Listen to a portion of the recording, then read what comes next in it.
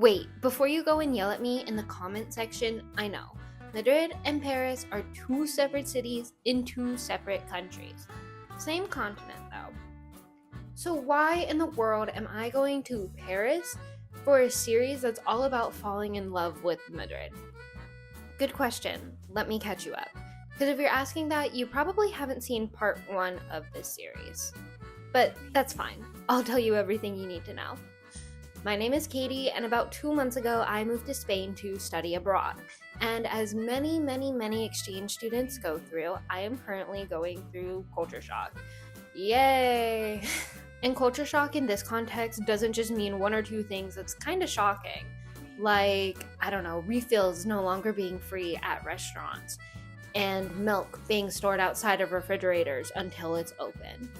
No, culture shock in this context is this process where you go through the honeymoon stage and then all of a sudden there's an adjustment period where things about the culture might be a little bit more frustrating or annoying to you. And while I wouldn't necessarily say that I'm being frustrated or annoyed here in Spain, I will say I've become a bit more homesick.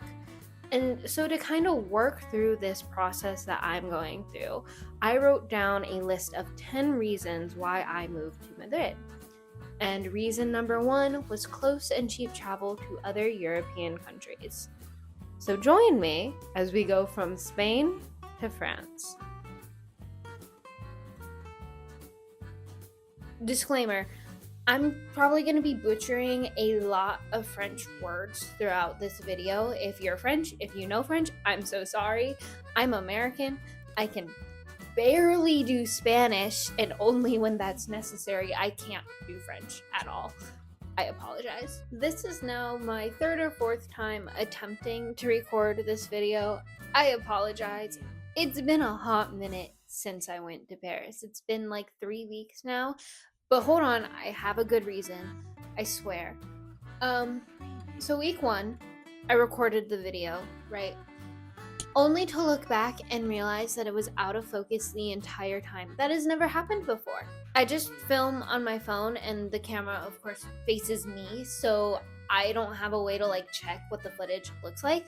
So when it was completely out of focus, there was an entire video that I just recorded completely ruined. So that was great.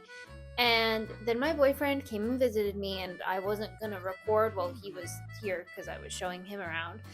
And then the week after that, the day I decided to sit down and record, I got food poisoning. Yay! So obviously I couldn't record then because I was super sick. And so finally this week, I sat down to record a video yesterday, and it just wasn't turning out the way I wanted to. But we're here today, and I'm finally here and ready to record and tell you guys all about my trip to Paris. Now, full disclosure, I was planning on vlogging while I was in Paris, but that didn't happen.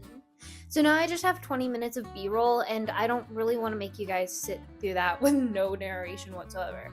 So you get to have me rambling in my room once again. Yay! But I think for a lot of the other videos, I am going to try to actually go out and vlog. The next video discussing siesta culture is probably going to be like this one, where it's a mix of me talking to you guys in my room and also showing you guys what Madrid looks like during siesta. So that'll be fun. One last thing, I know there was quite a gap between my very first video and this one. Part of that was because of the reasons that I told you before. I had some trouble recording this one, unfortunately. But I am hoping to get 3 videos up per month now, so that way I can finish this Falling in Love with Madrid series before I leave Madrid.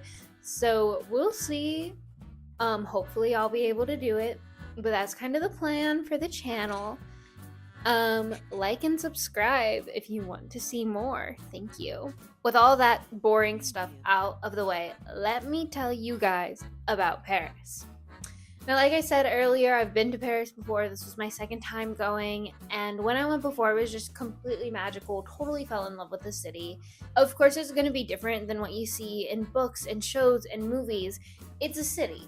People call it the New York of Europe, and I feel like that's a very accurate description. but I love New York and I also love Paris. So day one, me and my boyfriend, we landed in Paris. Now I'm obviously in Madrid, and at the time he was in Germany visiting his mom. And so we decided for our 1 year anniversary to go to Paris together. And so that is why we did this trip when we did. Day one, we landed and we just kind of hung out. The airport, CDG, is a while away from city center, so we had to take an hour-long bus ride into the city, and then we had to take the metro from the bus stop to our hotel. We were staying over by the Bastille. That was really cool because I had never been in that area before. Last time I went, that was like one of the things that we really didn't do. So we just kind of explored that area for the night and took it easy because our next day was our big touristy welcome to Paris day. He had never been, so it was up to me to kind of drag him around the city, but I had a blast. So the next day we headed out to slowly but surely make our way to the Eiffel Tower by walking. Now the walk was going to take just under 2 hours to get there, so I decided let's get tickets later and just take our time and meander and eventually get to the tower. I was lucky enough to get us stair access to the second floor for 3 p.m. that day. So we headed out and we just walked along the Seine. We got to see the Ile-de-Cite, which is where the Notre Dame is. We stopped by the Louvre and the Tuileries Gardens, but we weren't doing the Louvre on this trip because, in my opinion, the Louvre is a museum that you need to dedicate a full day for. And if that's not something that you necessarily want to do, I think it's worth going to once. But I'd already been to it once, and he was okay with skipping it, so we didn't do it this trip. But we still got to see the pyramid. We walked through the gardens, and when I was here last, there was Olympics construction going on, because last time I was here, it was June of 2024, right? And one of the places that was completely closed down for construction was the Concorde, which is at the other end of the gardens from the Louvre, but now it was completely open. So that was really cool. You got to see the obelisk, and there's palm trees in that area, which I did not realize at all. We walked over to where the tower is. We crossed the Seine, but we didn't go to the tower just yet. We ended up stopping for lunch in a brasserie. I think that's how you say it. It's like a brew pub. And I made him try escargot. I personally really like escargot. He does not. But after our lunch, we made our way to the tower, and fun fact, you can actually go down to the base of the tower for free. You just need to stand in a pretty long security line to do so. And there's an understanding that once you're inside, you can buy tickets there at the tower. But to get into the base, it's completely free. You just can't go up, right? We had tickets though, so we went in, we explored the area around the tower. So eventually it was our time to go up, and for some reason I remember there being gaps in the stairs last time that I went up to the tower. Now in the summer, my mother, she is a miracle worker. She managed to get me and my family lift tickets to the top, so there was no stairs for us. However, I remembered looking at the stairs and being like, oh, I'm so grateful that we didn't do that, because if there's gaps in the stairs, I'll freak out. I know that's not logical, but I have a massive fear of heights, and really what it is more is a fear of falling. So like, if I'm up on a rooftop but away from the edge, I normally like being up in high places because the views are really pretty. So airplanes don't really freak me out. When I went to the Empire State Building, what was it, like 7 years ago, they have this like metal fence preventing anybody from falling off, so that didn't really freak me out. Things like that. But for whatever reason, if there is just the slightest little gap in between staircases, I'm like, oh yes, me, a fully grown adult, a half-grown adult, can definitely slip through that 5-inch gap and will tumble down to my death. that is definitely something that can happen. I don't know, fears can be irrational. However, this time, there were no gaps in the stairs. And not only were there no gaps in the stairs, but you're completely surrounded by like this metal cage. So there is no possibility of you falling out of the stairs, which is great. If you have a fear of heights, I still wouldn't necessarily recommend doing the stairs because there were certain points, especially going down, that I got some vertigo just because you are looking down, you are seeing the steel beams of the tower, you're aware of how high up you are. So if you feel like you need some stability below your feet, I would still recommend doing the lift. But if your fear of heights is more of a fear of falling, and if you're like me and you feel more secure when you know, like, oh, there's no possibility of me falling from this height, and stairs are your only option, and they're also the more affordable option, I recommend the stairs. I didn't freak out, I just felt a little dizzy and took my time. You'll be perfectly okay. Honestly, the more strenuous part of it might be the fact that to get up to the second floor, I think it was 1,200 some odd stairs. It's 600 some to the first floor and then another 600 to the second. That is also something to keep in mind. Surprisingly, the Eiffel Tower was actually the cheapest thing that we did, and that's including our meals as well. It was €730 per person, and I think that's an amazing deal. It was the cheapest excursion by far. The price of the Eiffel Tower for both of us was cheaper than one ticket for both of the other excursions. I would say it's highly, highly worth it. Just be sure you book your tickets in advance. We get up to the first floor, hang out there for a while, and then we head up to the second floor, also hang out there for a while. We basically spent all afternoon up there. Despite spending all afternoon up there taking photos, I didn't take a single video. Why, you may ask? I don't know. I do not know why I make the decisions that I make. But I took a lot of photos, so I'll put them in this video for y'all. Finally, we decided to head down from the tower kind of as the sun was setting. We got some really, really pretty photos of the tower and the sunset, and overall, it was just great. However, at this point, we were getting a little hungry. We decided to not get any snacks while we were at the tower because it's really overpriced and expensive. But we had still climbed over 2,400 stairs in total, so we were hungry. We had pizza. It was excellent. And by the time we got out of dinner, the sun had completely gone down, the tower was lit up, and it was absolutely gorgeous. It's so pretty at night. I love it. And we actually timed it really well because originally we were just going to wait for it to light up, not for it to sparkle, and then go get food. But by the time we were done with dinner, we only had to wait, I want to say, about like less than 15 minutes, I think, for the sparkle to happen. So we waited. Got to see the tower sparkle. Absolutely gorgeous. And headed back to the hotel from there. And that was day one.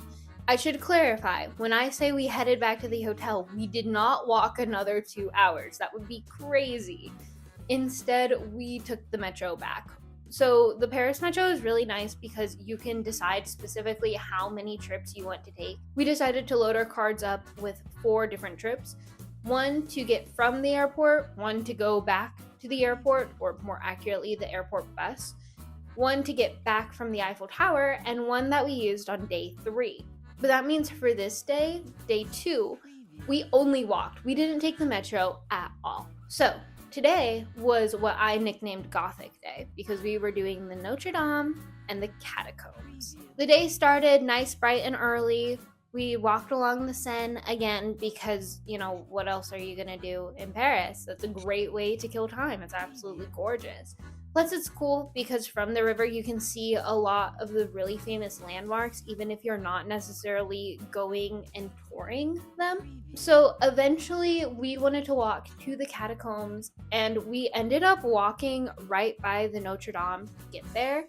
And the Notre Dame, the inside has been opened back up to the public after years of working through the restoration process. So we obviously wanted to go inside, but the line looked super long, super intimidating, and we didn't want to miss our reservation for the catacombs. Instead, we went to Shakespeare and Company, one of my favorite bookstores of all time. And Shakespeare and Company is an English bookstore in Paris, and it's kind of got its fame because when it first opened up, it would actually house different artists and writers, and you can come and live there for free in exchange for working the bookstore. So you got to be in Paris and you got to write, and you had essentially a free place to stay, because there's no way working a job like manning a bookstore would pay enough for you to live in the Latin Quarter nowadays. There's just no way. So we went to the bookstore. I got a book. I got a Paris book, a History of Paris book. It's great. I'm very excited to get into it.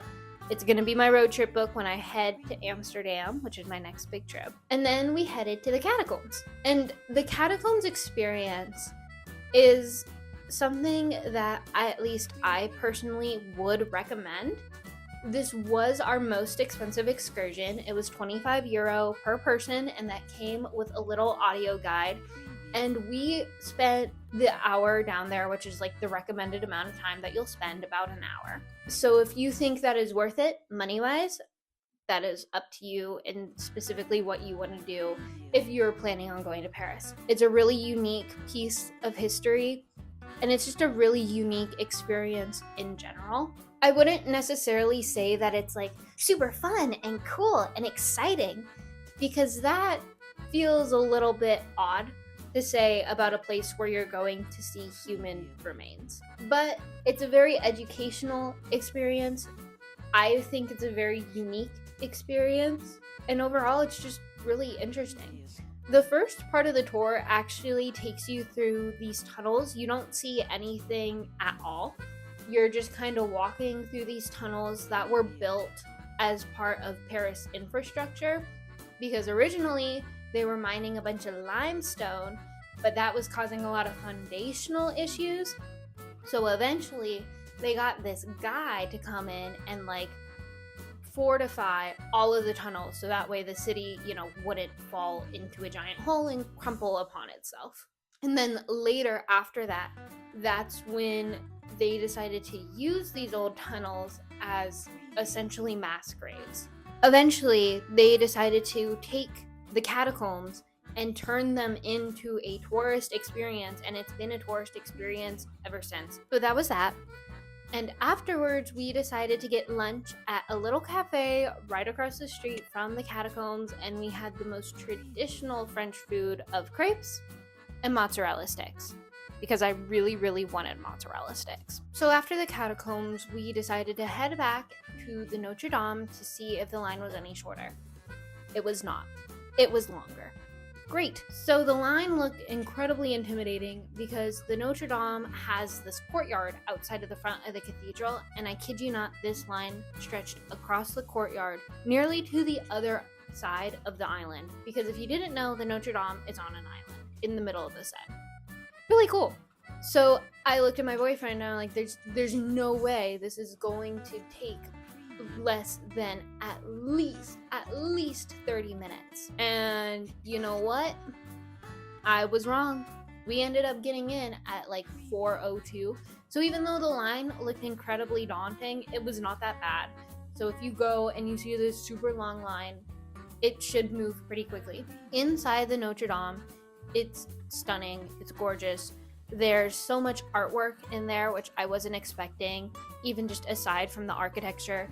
The stained glass windows on the inside were, of course, incredibly beautiful.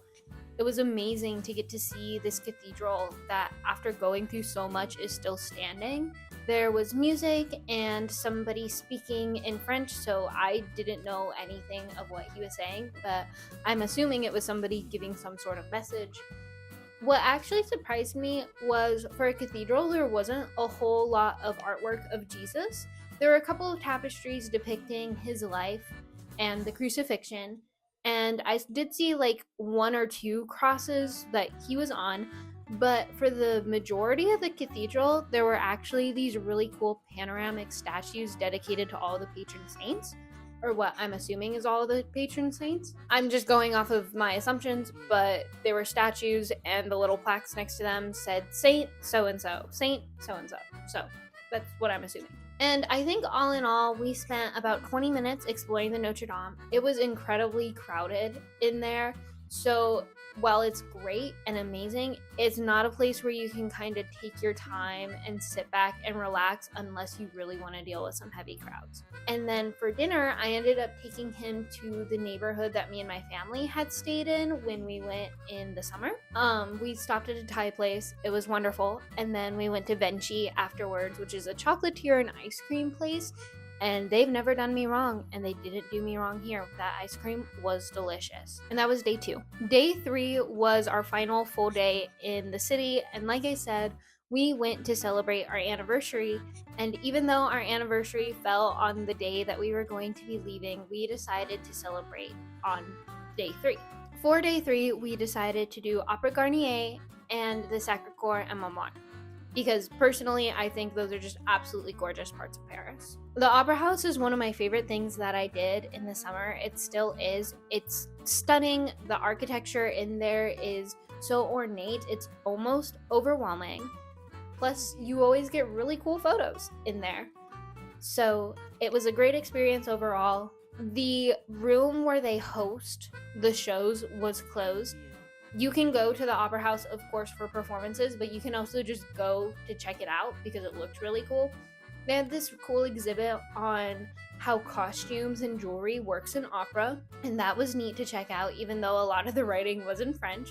You still kind of get the gist of what's going on, and they did have several things that also had English captions, which I very much appreciate. After that, though, we decided to take the metro up to the Sacré-Cœur because even though, yes, you tend to have more energy going to places than coming back, the Sacré-Cœur sits upon this really tall hill, and I did not feel like doing that climb up. I'd rather do the climb down. Now, we didn't end up going inside the church because it wasn't anything neither of us were really super interested in, especially after the Notre Dame.